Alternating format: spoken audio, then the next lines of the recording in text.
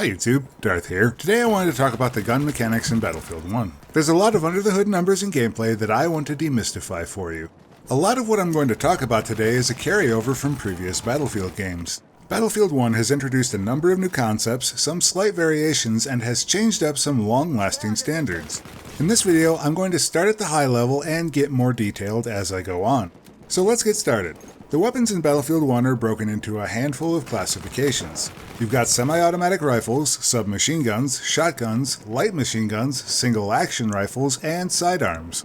These generally line up to the soldier classes that use them. Medics use semi-automatic rifles, assaults are more close quarters and use SMGs and shotguns, support gets the light machine guns, and scouts have the long-range single-action rifles. First, the medic's semi-automatic rifles are generally effective in mid-range from about 15 meters all the way out to 50 or more meters. If you're familiar with the designated marksman rifles from Battlefield 3 and 4, the semi-autos generally have the same mechanics. Each pull of the trigger equates to one bullet fired. Great for controlled fire at mid-range, but not so hot up close. For the hotness up close, you'll want the assault class's weapons, the submachine guns, and shotguns. The shotgun is the ultimate in up-close weaponry, being primarily a one-shot kill closer than 10 or so meters. Beyond that, the submachine guns are generally effective in ranges between knife fight and 40 meters. But the further out you go, the chance you're going to land shots goes down dramatically. Assault is a class that definitely benefits from having other options at range, and I certainly don't mind bringing my AT rocket to counter-snipe as necessary.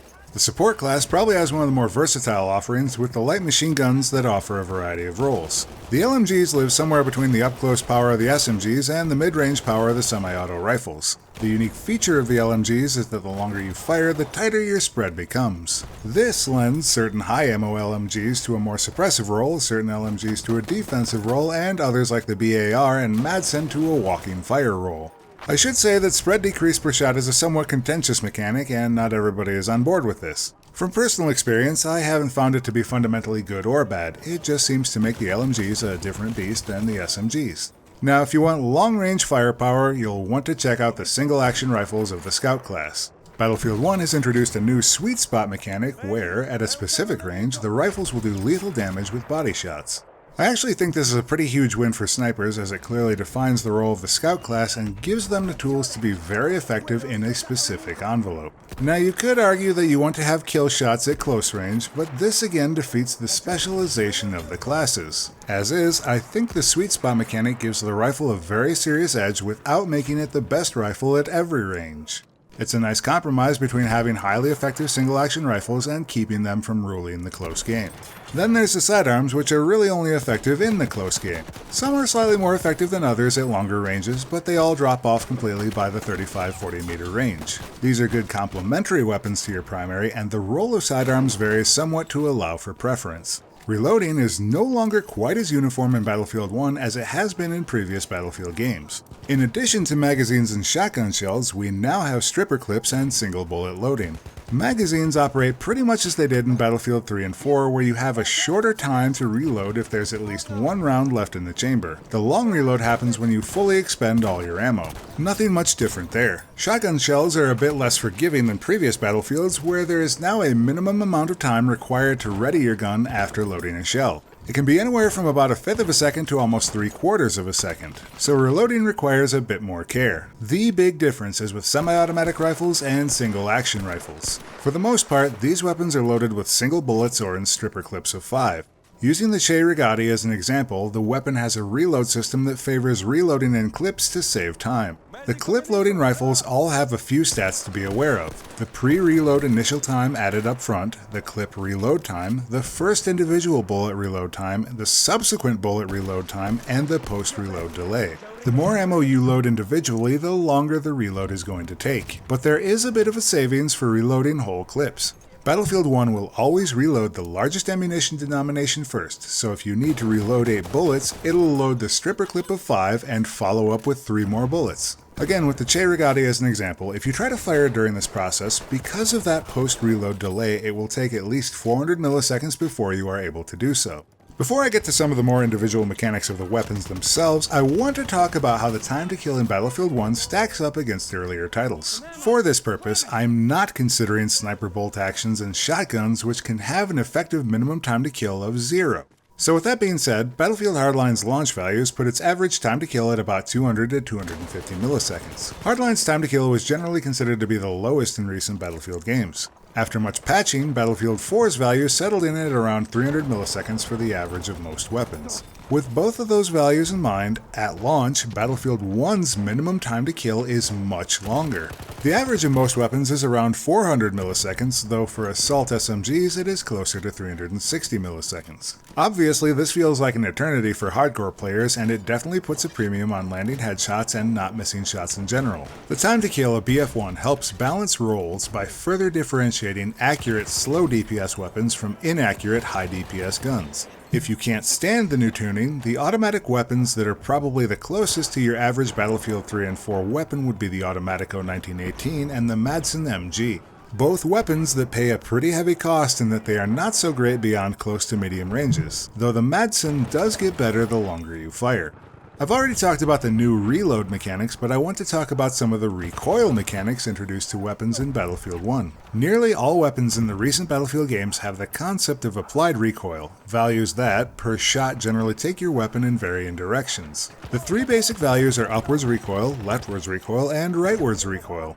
Upwards recoil is measured in degrees of increase per shot, and left-right recoil was a left or right deviation of degrees per shot. In Battlefield 1, all left-right recoil is exactly equal, though the amount varies per weapon. This means that all weapons pretty much take the weapon straight up with a bit of funnel because of the left-right deviation. Now, you can change this general pattern in weapon customization to go in a specific direction. Why you would do this, I'm not exactly sure, but perhaps you have a preference for pulling one way or the other with a controller or mouse. I don't think it's a customization I'm going to be touching anytime soon, as I haven't heard of anything other than a preferential benefit. Not new, but back in BF1, first shot recoil multiplier increases the amount of upwards recoil following the very first shot. This mechanic remains the same in Battlefield 1 as it was in Battlefield 4 and Battlefield Hardline. However, only the automatic weapons are affected by FSRM in Battlefield 1, as all the semi-automatic and single-action rifles have a multiplier of 1. Meaning, for those weapons, no difference between the first shot and subsequent shots in upwards recoil. Next up, the Battlefield franchise already had the concept of spread increase per shot. As a refresher, spread increase per shot increases the spread of your weapon for each shot fired. Every weapon has a starting value that varies where the first bullet is going to go by a fraction of a degree. The larger this value, the more variance per shot and the wider the cone of fire gets, which has a more pronounced effect the further away your target is. LMGs shake up the spread increase per shot in Battlefield 1 by having a negative value, meaning your cone of fire gets more accurate instead of less accurate. What's new in Battlefield 1 is the concept of first shot spread multiplier. This is different from the recoil multiplier. When the first bullet is ejected from your weapon, the first shot spread multiplier amplifies the amount of spread per shot by that multiplier. Scout single-action rifles have no aimed spread to begin with, meaning that the first aimed shot always goes where it was pointed. Hipfire is a different story. Medic semi-auto rifles have low spread increase, but their first shot spread multiplier is just 1, meaning no additional penalty for the first shot versus follow-ups. LMGs have negative spread, but the first shot has a negative multiplier, meaning that it does impart quite a bit of spread. A negative value times a negative value means positive spread on that first shot. Finally, SMGs have fairly high spread increase and very high multipliers, meaning that SMGs suffer the most between quick bursts. One exception to the rule is the MP18 Experimental, which has a burst fire mode. The burst fire mode on the MP18E transfers all the first shot multipliers to the third shot. Recoil multiplier and spread multiplier are both affected, meaning that the first 3 bullets it fires will be affected only by recoil values and are probably the 3 most accurate bullets in the game. Finally, recoil decrease per second and spread decrease per second remain relatively unaltered conceptually from previous Battlefield titles. You finish shooting, your recoil and spread reset. Generally, factory weapons reset these values faster than the variants, except for LMGs, which have no factory variants and instead reset faster when aiming down sights.